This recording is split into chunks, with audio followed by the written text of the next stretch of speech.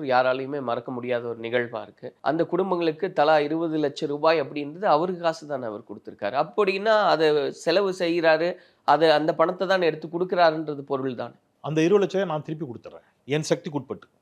கந்து வட்டி கடன் வாங்கியா நான் கொடுத்துறேன், எனக்கு அந்த உயிரை திருப்பி கொடுக்க சொல்லுங்க. இல்ல, நீங்க உங்க வீட்டுல ஒரு துயரம் கொடுத்திருக்காரான்னு கேட்டதுக்காக நான் சொல்றேன். உங்க வீட்டுல ஒரு துயரம் நடந்திருக்கு, நீங்க நேர்ல போய் நின்று ஆறுதல் சொல்லணும். வர வச்சு ஆறுதல் சொல்லிட்டு 20 லட்ச ரூபா கொடுத்தது இருக்குல்ல, இது திமிரு. எத்தனை நாள் கழிச்சு வர வச்சீங்க?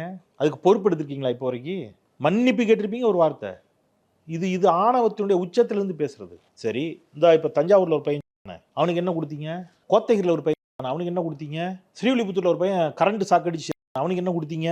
என்ன கொடுத்தீங்க அவங்களுக்குலாம்? அன்பில் மகேஷ் போய் பார்த்தாரு தஞ்சாவூர்ல இறந்த பையனை. அவன் ஹாஸ்பிட்டலைஸ்டா இருக்கும்போது அன்பில் மகேஷ் போய் பார்த்தாரு. விஜய் போய் பார்த்தாரா? 41 பேர் இறந்தது, அநியாயமாக அவர்கள் மாண்டது, கொடூரமாக அவர்கள் துள்ள துடிக்க மாண்டு போனது ஒரு பெரும் பேசு பொருளாகி இந்தியாவை உலக நாடுகளில் இருக்கக்கூடிய தமிழர்களை எல்லாம் உலுக்கிய நிலையில் வேற வழி இல்லாம அவங்களுக்கு ஏதாவது செஞ்சே ஆகணுங்கிறதுக்காக நீங்க டேமேஜ் கண்ட்ரோல் மாதிரி ஒரு பொருளாதார உதவியை செஞ்சீங்க. அதுக்கு பொறுப்பெடுத்தீங்களா?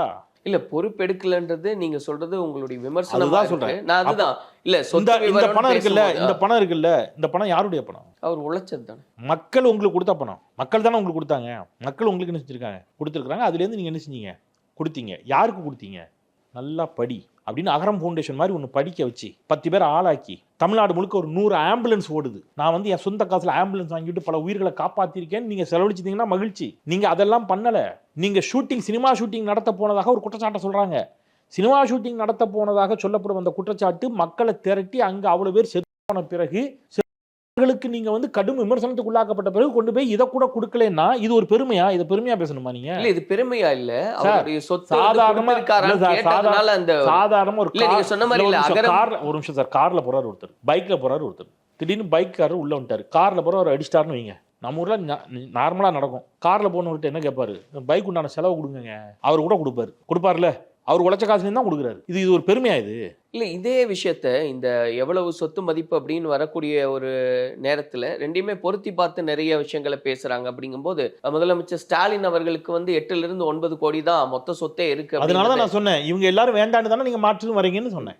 இல்ல, அப்ப அதையும் நம்ம கேள்விக்கு எல்லாருக்கும் தான் சார் கேள்வி. திமுகவை நோக்கி கேள்வி, அதிமுகவை நோக்கி கேள்வி, எல்லா கட்சிக்கும் இந்த கேள்வி பொருந்தும். இல்ல, நீங்க திமுக தலைவர் நான் முதலே சொன்னேன், திமுக தலைவர் ஸ்டாலின் சரியில்லைன்னு தான் நீங்க வரீங்க. அப்படிதானே வரீங்க? நான் ரொம்ப தெளிவா ஒரு வார்த்தை சொன்னேன். ஸ்டாலின் உச்சத்துல இருந்து சினிமால இருந்து நடிச்சு 10,000 கோடி சேர்த்தேன்னு சொன்னாரா? உங்ககிட்ட சேர்த்தேன்னு சொன்னாரா? இல்ல.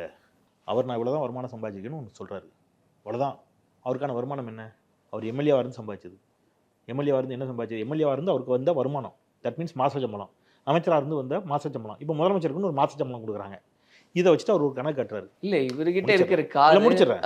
அதுல உங்களுக்கு ஒரு டிஸ்பியூட் இருந்துச்சுன்னா நீங்க நினைச்சீங்க ரைஸ் பண்ணுங்க. எடப்பாடி பழனிசாமி சொல்றாரு, அதுல ஒரு டிஸ்பியூட் இருந்தா நீங்க ரைஸ் பண்ணுங்க. வேட்பாளர் பட்டியலில் அவர் ஒரு குற்றச்சாட்டு வைக்கிறாரு. தமிழ்நாடு இப்படி ஆயிடுச்சு, அப்படி ஆயிடுச்சு, இளைஞர்கள் சீரழிச்சிட்டாங்க, சட்டம் ஒழுங்கு சரியில்லைன்னு பேசுறாரு. கஞ்சா வழக்கில் கைது செய்யப்பட்டு சிறையில் அடைக்கப்பட்டு பிணையில் வெளியில வந்தவருக்கு எம்எல்ஏ சீட்டு. நீங்க தான் தமிழ்நாட்டை சீர்படுத்தி நல்வழிப்படுத்தி கொண்டு வர போறீங்கன்னா